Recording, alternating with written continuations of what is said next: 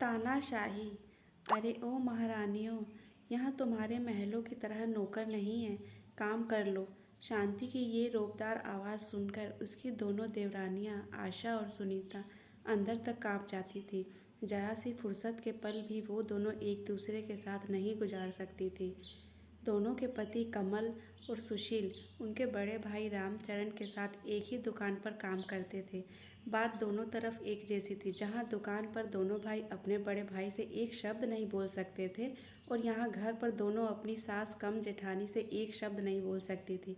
सास को तो दोनों ने देखा ही नहीं था, और जेठानी केवल नाम की ही शांति थी। दोनों भाइयों का रामचरण के आदेश पर दुकान के काम में पिले रहना और घर में शांति के आदेश हालांकि पर कमल और आशा और आशा की सुनीता का शादी घर को के अभी काम में 1 पिले साल रहना और अब सुशील और नियति बन सुनीता चुका। की शादी को सिर्फ 8 महीने ही हुए थे।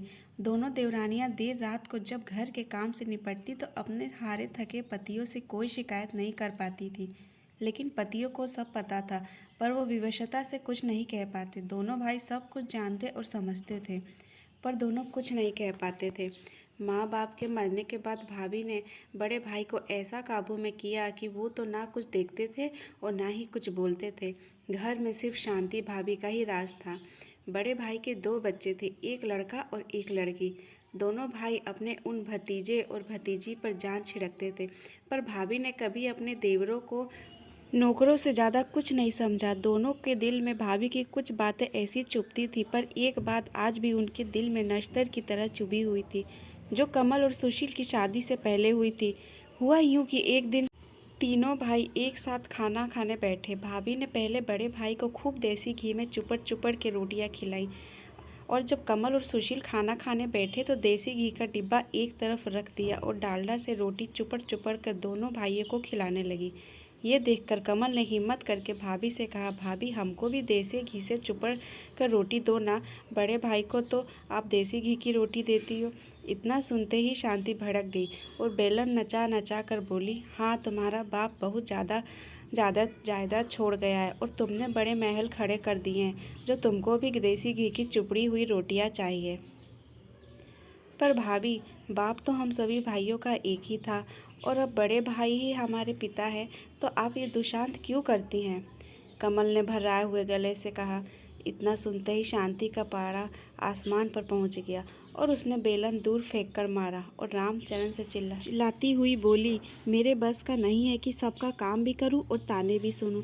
पत्नी को क्रोध में देखकर रामचरण की तो जैसे जान ही निकल गई। अपने ही दोनों भाइयों को बुरा भला कहकर अपनी पत्नी को मनाया। इस सब के बीच अपने भाइयों को ये देखने का भी ख्याल भी रामचरण के मन में नहीं आया। उस दिन दोनों भाई भूखे ही सो गए।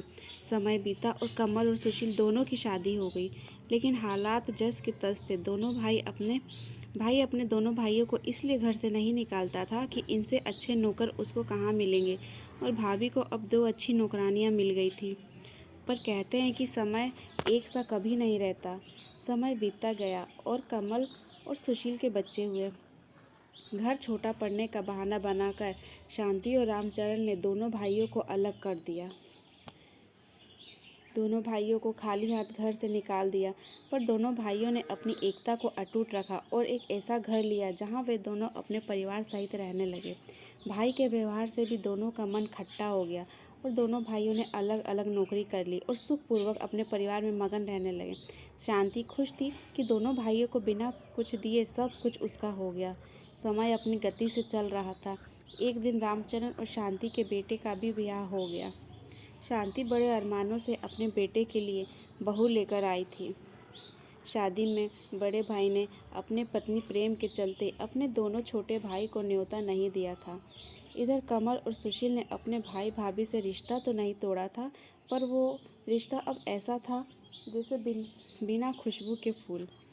लेकिन अपने किए कर्म सामने जरूर आते हैं, और ये शांति को जल्द ही पता लगने वाला था। समय ने करवट ली। रामचरण अब बीमार रहने लगा था और ज़्यादातर घर पर ही रहता था। दुकान अब बेटे ने संभाल ली थी। एक दिन बेटा खाना खा रहा था और बहू बड़े प्यार से खूब घी चुपड़ चुपड़ कर अपने पति को रोटियां खिला रही थी। शांति रामचरण के पास बैठी हुई ये सब देख रही थी। बेटे ने खाना खाने के बाद रामचरण खाना खा रहा था और शांति उसके साथ ही बैठी हुई थी। बहू रोटियां बना बना कर रामचरण की थाली में रखती जा रही थी। रोटियां नाम मात्र की चुपड़ी हुई और जली जली सी बन रही थी। पर कहते हैं ना कि बंदर कितना भी बूढ़ा हो जाए घुड़की मारना नहीं छोड़ता। और इसी नीति के अनुसार शांति ने कड़क कर बहू से कहा, क्यों री, ये रोटियां कैसे बना रही है? तेरी माँ ने ऐसी ही रोटी बनाना सिखाई है। बस इतना सुनना था कि बहू रानी रसोई से बेलन लहराती हुई आई और शांति पर बरस पड़ी। देखो सासू माँ, मेरी माँ पर मत जाना। और रही बात मेरी माँ ने क्या क्या सिखाया है, तो उन्होंने जो सिखाना था वो सिखा चुकी। अब मुझसे बात करो। और क्या हो गया? जो जरा सी रोटी जल गई, खा लोगे तो कुछ हो तो नहीं जाएगा। जो सारा दिन अपना हाड़ पेले रहता है दुकान पर, उसका ध्यान करूं या इनका, जो सारे दिन घर में पड़े रहते हैं? रामचरण खाना बीच में ही छोड़कर अपने कमरे में चला गया।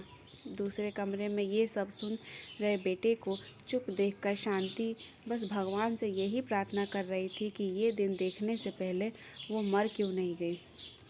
एक मेरे देवर और देवरानियाँ थी जिन्होंने आंख उठाकर भी हम भैया भाभी को कभी नहीं देखा।